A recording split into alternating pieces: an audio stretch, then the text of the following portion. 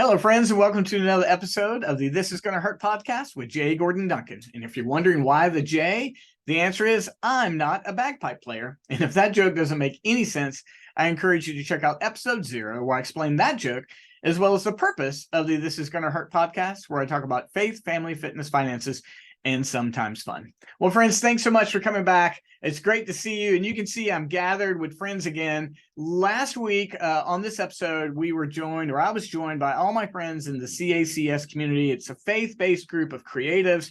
We've got writers, illustrators, copywriters, just a wonderful group here. And we gather each week on Thursdays at 11 Eastern for encouragement. We usually have a talk. We have a little bit of back and forth. We laugh a good bit. And then we also have an online group, a private Facebook group. And the interaction and the curiosity I got from that went so well last week, I thought I'd do another episode, share with you a little bit about what we talk about and stretch me a little bit. So that's what we're going to do. But before we get started, I thought, you know what? No one ever listens to episode 0.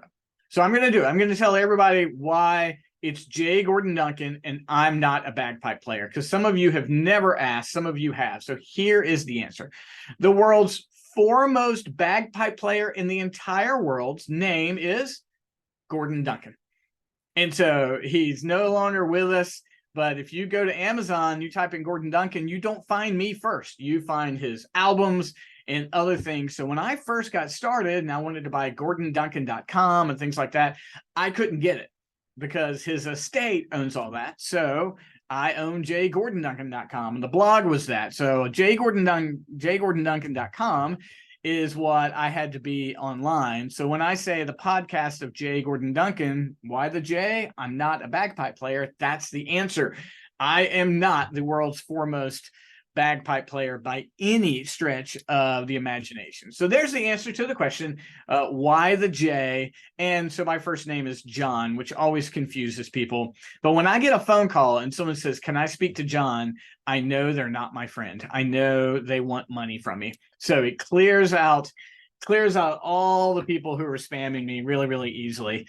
And I'm like, how do you know that my name is John? So having said that and dismissed it, about every year at some point in time, I explain why the J. So, okay, gang, what I'd love to do with our group and with everybody watching and listening, again, thank you everybody who's watching, listening, and liking and subscribing. I want to talk about that very elusive concept of creativity. And what I'm hoping to do is I'm hoping to encourage you in a way that you can kickstart and maintain creativity. I know that this is a very divisive topic among creatives, because I've got friends, and maybe even just in this group, I'm not quite sure, who live off of inspiration when it comes to creativity. And they're like, I'm only creative when I'm inspired. And I understand that. That might be your approach. Like, I'm waiting for that moment where it hits me and I'm going to write or I'm going to draw. And you can do that. And when I was an English teacher, and I would have my students write papers or write a poem or whatever the case may be, I would always tell them, and I don't know if I made up this expression or I heard it somewhere, but I said, you are going to starve if you live on the street corner of creativity and inspiration. Like, if your goal is to only put out something in the world when you're inspired, it's going to be hard to put out something consistently, or your moments of inspiration have got to be intense. And I understand that everybody has their own approach. My approach is more disciplined, and I'm going to share a few things that I think will help you put some discipline on your creativity without ruining that beautiful thing called inspiration. But for me, so I write books a little bit less now than I used to, but I'm writing constantly. I'm writing social media copy for myself or for my clients, or I'm writing to prepare for an upcoming seminar or something like that. So I have to be creative constantly because that's the nature of my business. So if I waited to just be inspired, I think I would go out of business. But that's because I sell creativity. That's what I do for a living. Now, not everybody has their different thing. Like your writing of a book might be a side hobby or a passion. But for some of you, like, this is what you do. You are creative. And then what do we do when we don't have it in us? Now, the most prolific writers out there, write every single day. Like it does not matter. And those writers who will testify to that would be writers like John Maxwell, Stephen King, John Grisham, and James Patterson. Those 4 authors tell you no matter what, they're going to write every day. In fact, Stephen King swears by that he writes 7 to 8 hours a day, no matter what. And so if he doesn't have that avenue of creativity on the novel he's working on, then he just goes and works on a short story, or he starts the next novel. But he doesn't let himself fall away from that 8 hours a day because he says it's my job. And he's been amazingly prolific. In fact, last week he just put out a brand new novel, and I'm listening to it right now and I'm enjoying it. It's part 4 in a series. Now, has he put out clunkers? Oh my goodness, he's put out some clunkers. I think I've read or listened to every novel he's done, and some of them are just a mess, but he's also put out some novels that have made a huge impact. John Maxwell, same way with leadership materials. You can't keep up with James Patterson. He's either writing or he's creating concepts where ghostwriters are writing for him because he's got 2 different divisions. And John Grisham puts out 3 novels every 2 years. And so that may not be what you guys want to do, whether it be a book, illustrations, or even social media content. Some of us may not want to be that prolific. But if we wanted to kickstart our creativity and we wanted to maintain it, I do think there's a couple of steps that we can take. And if you're in a dry spot right now, if you're in a rut, and we've all been there, where we think, I've got nothing, what I'm hoping is that these 3 steps are going to help you no matter what your creative outlet is.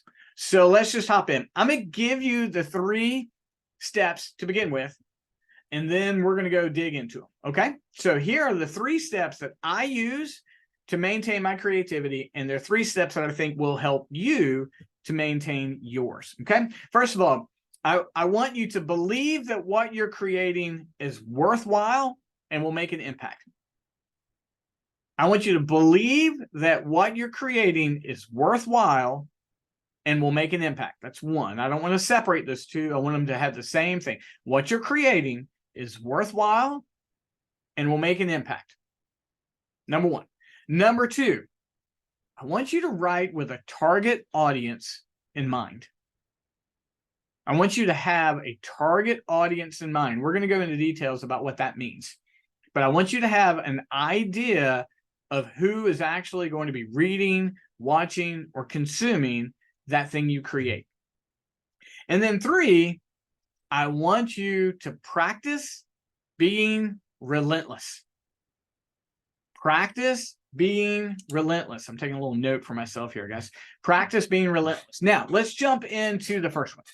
Believing what you're doing is worthwhile and will make an impact. If you listened to last week's episode, or you joined us in the community, we talked about doing what we're doing because we have a calling to it. Doing what we're doing because we feel like it's what we're uniquely gifted and set apart to do. Now, if you want to marry those 2, if you want to wed those 2, if you believe that you are uniquely gifted to do something, then it's easier to believe that what you're creating is worthwhile and will make an impact. It's difficult for any of us to have creativity if we approach it thinking, well, this is going to be garbage and it's not going to make any impact in the world. It's really difficult to be creative when we think that way.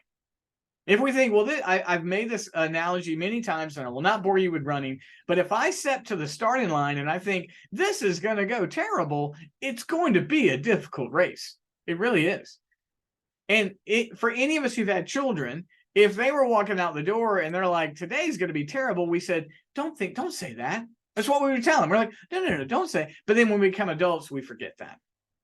And then we adopt the idea that it's just going to be terrible. And so when you sit down to write, or you sit down to draw, or you sit down to be creative, we have to remind ourselves, what I'm doing is worthwhile and it's going to make an impact.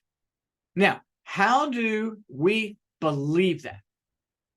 How do we maintain that thought that what we're doing is worthwhile and will make an impact? I'm going to give you one of the tips that I personally use. If you like it, use it. If you don't, delete this thought. But when I need to be reminded that what I'm doing is worthwhile, make an impact, I write that down. I write it down as an affirmation. Before I begin my workday, I literally write down in my journal, I am alert, I am creative, and what I'm doing today, my audience and my clients will enjoy. I write that every single day before I begin my workday. It might change up a little bit in the order, but I write it down. I'm alert and I'm creative, and what I'm doing, my audience and my clients will enjoy. Sometimes I'll go so far as to say, my clients enjoy what I do so much, they refer me to others. You might say, well, that's crazy, but it's not that different. For any of us here, I know for this group, when you read Mark 11:27, it says you need to pray like it's already been given to you. And when you do, you'll receive it. So that's basically what I'm doing. When I am creating something, I start that day, I'm alert, I'm creative, what I'm doing, my audience and my clients are going to enjoy it. And I've done it enough that when I get that piece of paper into my day, I'm already primed to approach my day that way. So when I've done my journaling and I get my computer out, because I make 99% of everything I do on a computer or on a phone, then my brain is set for, this is good stuff. And some days it's better than others. But at this point in time, I don't judge which day is good and which day is bad, because I've got to create every day. We'll talk about that in a minute. But you've got to have a practice, or excuse me, I will encourage you, no matter what you do, to have a practice where you affirm to yourself that what you're doing is worthwhile and will make an impact. Because everybody in this room and everybody who's listening knows that sometimes you go days, weeks, and months wondering, am I making an impact? Am I making an impact? And sometimes you get feedback that you are, and sometimes you just have to have faith that you are. But if you want to be creative, if you start every day with affirming to yourself, writing it or telling yourself, so I'm alert and creative, and what I'm doing is going to make an impact, it frees you up to believe that while you're creating. Because the mindset and approach, how many of you have ever started trying to write and you're in a terrible mood and you just stop because you just can't keep, you're like, well, I'm just this, what I'm, yeah, 100%. Why? Because we're in a mindset of just a funk. And we're like, this is affecting what I write. Well, then the opposite is true as well. That when we approach it, that I'm alert and I'm creative and I'm making an impact, that flows into whatever it is that we're creating, no matter, even if it's just 140 character tweet. Or an X these days. We'll talk about that another time. But guys, make a discipline of reminding yourself that what you're doing is worthwhile and will make an impact. And if you are in that creative slump, this is one of the ways to get yourself out of it. Is to create a discipline of telling yourself. And if you got to do it multiple times a day, or if you've got to write sentences like you're being punished in 1975 by your teacher because you cussed in class, I will not say bad words, then do it. Get a piece of paper over and say it over and over and over again. But you got to remind yourself what you're doing is worthwhile and will make an impact. And it will help you be creative because you put your mind in a creative mode. So that's number one. Number two, have a target audience in mind. When we first become creative, what drives us is the idea. What drives us is the idea. I once wrote a little short story. I don't think I've told anybody this. There was a short, I'm not a fiction writer. I wrote a little short story. And the character's name was Doug H. Nuts. That's donuts, by the way. Doug H. Nuts. And it was about a little donut. I lie to you not. And maybe I'll do something with that. If someone, you guys are all, you can see now why I don't write fiction anymore. But I only wrote it because I thought, oh, that'll be fun, right? And I think I'm not even going to tell you the story. It's a different conversation for a different day. So the idea is what prompted it, right? And that's probably where many of us got started. But that won't maintain us. It won't. Now, I think I'm writing, like business-wise, I'm writing because I want a realtor who is struggling to get that sale in a difficult market, I want them to believe that I've got a marketing program that's going to help them. How do I write to them and let them realize that I can help them? So that way, when I produce content, I'm thinking of them. Now, some folks do not like this approach. Some folks are like, let me be creative and spill out. And that's fine. But when you do that, you're trusting the creativity wind. But when you have a target audience and you're like, okay, I write historical fiction novels for 45-year-old moms who's only get an hour a day to sneak away and do something for fun, and they like novels about the Irish countryside, and they just need a break for an hour. Well, then all of a sudden your creativity has a direction. And by the way, I just made that up. I don't know anybody who writes that, but I might have just written, what is that? Highlander, excuse me. I think that's what I just did. That's historical sci-fi fiction, different conversation, different day. When you know your target audience's needs, you're not sacrificing the content or compromising the content. You are directing your content to the ears of someone. Now, let the creative process be the creative process. If it needs to go left, go left. It needs to go right. But begin thinking about, who is it that might consume this? And have them in mind when you create. This is a fine line. You might go, no, I just want to let it be creative and let it fall where it falls. That's fine. But then it's hard to maintain that. I'm just waiting. But when you have an audience in mind, then your creativity has a conduit. Then your creativity has a face. Some folks even have literally a character, an avatar that they have in mind, that when they write and create, that person is who they are writing to. Now, if you write theology, a lot easier, you've got your congregation. If you write sci-fi, you know you're writing to a sci-fi audience. If you're writing to business, you should have a specific audience. But think through it if you've never done it, because an avatar in mind and their emotional needs in mind, and you meeting their emotional needs in mind, will, one, help your sales, but two, will give you a conduit when you are struggling to be creative, because you have someone you're speaking to. You're addressing them. So I'll use illustrations in mind. If you're an illustrator for a certain type of novel, those covers fall in certain fashions. They really do. If anyone's ever read the Wheel of Time series, or if anyone's ever read, any of the Ender's Game stuff, those novels those covers fall into a certain shape. And they're very attractive to the eye, to that audience. And so sometimes they deviate, sometimes they don't. But when that person was creating, they had the consumer in mind, and then created in that realm. So think about it. If you've ever been stumped, just ask yourself, who might read this? And think about it as a conversation or an interaction with them, and guide your creativity in that way. Not asking you to give up on the moments of inspiration, but it'll maintain and kickstart your creativity when you know you're speaking to someone, so whatever it is you create. So one, we've got to believe that it's worthwhile and that's going to make an impact. Two, speak to a target audience. And three, practice being relentless in your effort. So I'm not saying be relentless. I'm saying practice being relentless. This goes back to the point I made at the very beginning. The people who create every day. And if it's a day off, it's a specific day off. But otherwise, when they set aside time to create, they create. Good, bad, or indifferent, they create.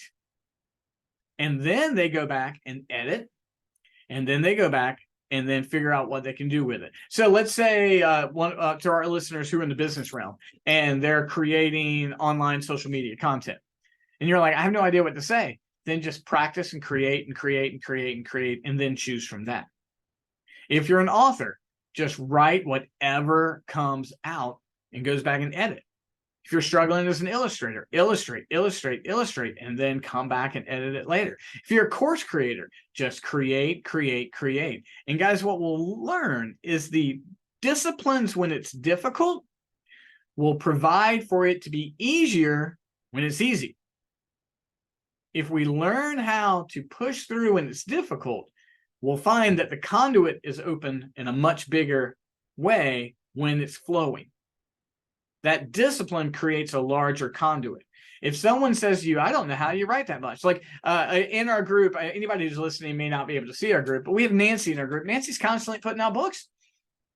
So Nancy, I'm gonna give you praise on that. And so, and guys, it doesn't mean that those of us who are slower are not, but I do know that when we say what I do is I write, what I do is I create, what I do is produce, if we stay on it, then we're able to produce works more often. And then we just got to become better editors. Then we just have to be better at editing. And then when we're editing, we say, what I do is edit, and I edit, and I edit. And you know what? You might have something that you can save and come back to in a later capacity.